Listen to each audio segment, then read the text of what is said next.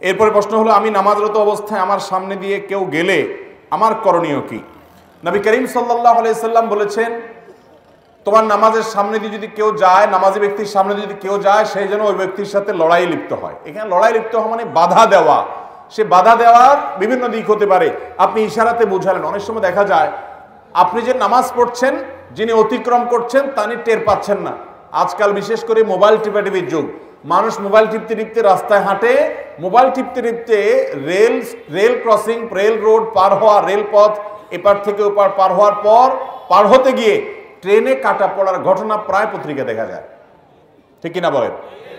আর রাস্তা দিয়ে মোবাইল টিপতে টিপতে গিয়ে কোনো পিলারের সাথে, ঘরে কোনো ওয়ালের সাথে, অন্য কোনো মানুষের সাথে উষ্টা খাওয়া, এটা তো আজকাল অহরহ হয়।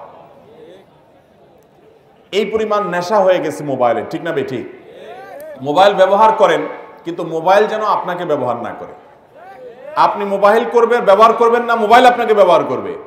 আপনি যদি মোবাইল ব্যবহার করতে করতে ডাইরেক্ট হয়ে যান, ডাইরেক্ট বুঝেন যে ওইটা টিপাটিপি করা ছাড়া আপনার কিছুই হয় না, তাহলে সেক্ষেত্রে এটা এক ধরনের রোগ। আল্লাহ তাআলা রোগ থেকে আমাকে আপনাকে বেঁচে থাকার তৌফিক দান করুন। তাহলে যেটা বলছিলাম যে যদি কেউ মোবাইল টিপতে টিপতে মসজিদে হাঁটাহাঁটি করে, তাহলে একজন নামাজ পড়ছে যে এই হুঁশও তার হয়তো থাকবে না। এই জন্য আপনি তাকে ইশারা দিবেন, বোঝানোর চেষ্টা করবেন যে আপনি নামাজের মধ্যে আছেন, কিন্তু আমলে কাসির হয়, অর্থাৎ আপনি এমন কাজ করলেন যেটা করতে গিয়ে আপনি নামাজে আছেন যেটা বোঝার কোনো উপায় নেই, এরকম যদি হয়ে যায় তাহলে আপনার নামাজ ভেঙে যেতে পারে। এটা করতে হবে। তারপরেও যদি কোনো ব্যক্তি আপনার সামনে দিয়ে হেঁটে যায়, তার গুনাহ হবে, আপনার নামাজ হয়ে যাবে। আপনার হাদিসে যে বলা আছে যে আপনার নামাজ নষ্ট হবে বা আপনার নামাজকে সে ভেঙে দিল, এর মানে হলো মনোযোগ নষ্ট হওয়ার কথা। আর নবী করিম সাল্লাল্লাহু আলাইহি সাল্লাম বলেছেন, নামাজি ব্যক্তির সামনে হাঁটাহাঁটি করা যে কত বড় অপরাধ, এটা যদি কেউ জানতো তাহলে 40 পর্যন্ত সে দাঁড়িয়ে থাকতো। 40 বলতে 40 দিন না 40 ঘন্টা, সেটা হাদিসে উল্লেখ হয় নাই।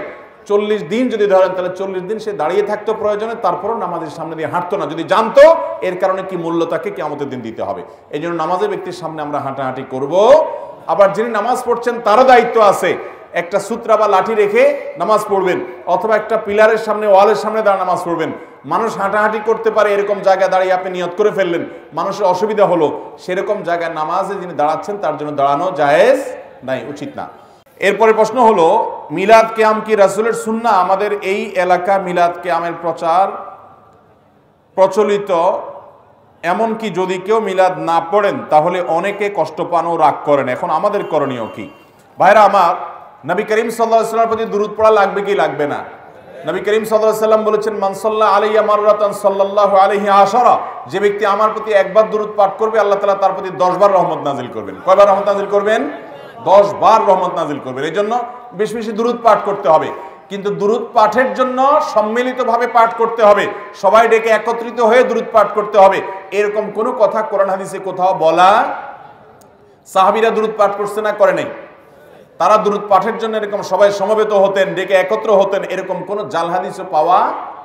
দুরূদটা ব্যক্তিগত আমল। আচ্ছা, নামাজের মধ্যে আপনারা দুরূদ পড়েন কি পড়েন না?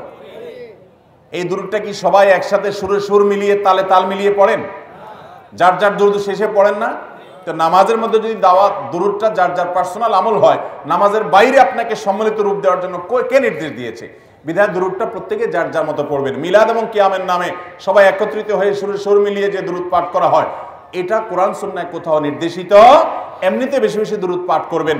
আর এছাড়া নবী সাল্লাল্লাহু আলাইহি ওয়াসাল্লামের গুণকীর্তন অথবা তার প্রশংসা, তার আলোচনা, এটার জন্য আপনি সমবেত হতেই পারেন, কিন্তু দুরূদ পাঠের জন্য সমবেত হওয়া, সেটার জন্য আবার দুরূদ পড়তে পড়তে দাঁড়িয়ে যাওয়া, নবী সাল্লাল্লাহু আলাইহি ওয়াসাল্লাম এসেছেন সেটা মনে করে, এগুলো কোরআন হাদিস দ্বারা প্রমাণিত নয়। আল্লাহ তাআলা আমাদেরকে সুন্নাহকে অনুসরণ করার তৌফিক দান করুন।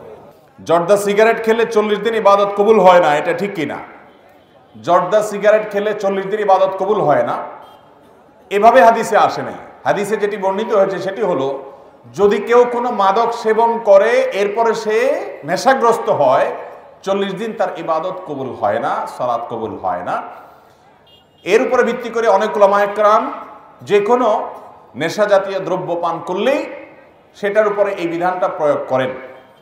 তবে হাদিসের ভাষ্য অনুপাতে বোঝা যায় যে মাদক দ্রব্য সেবন করবে, সেটা যে প্রকারেরই হোক না কেন, এবং এর ফলে সে মাদক আসক্ত হয়ে যায় এবং সে নেশাগ্রস্ত হয়ে যায়, মাতাল হয়ে যায়, মাতলামি করে, তার জন্য এই ভয়াবহ শাস্তির কথা বলা হয়েছে। বিধায় আপনার কেউ পানের সাথে জর্দা খেলো, তামাক খেলো, যদিও এটা স্বাস্থ্যের জন্য ক্ষতিকর, আর স্বাস্থ্যের জন্য ক্ষতিকর কোনো কিছু কোনো ইমানদারের জন্য করা উচিত না, তাহলে সেক্ষেত্রে সেটা ভিন্ন বিষয়। কিন্তু এর মানে এই না যে এর কারণে তার 40 দিন ইবাদত কবুল হবে না, হাদিসে সেটা বলা হয় নাই।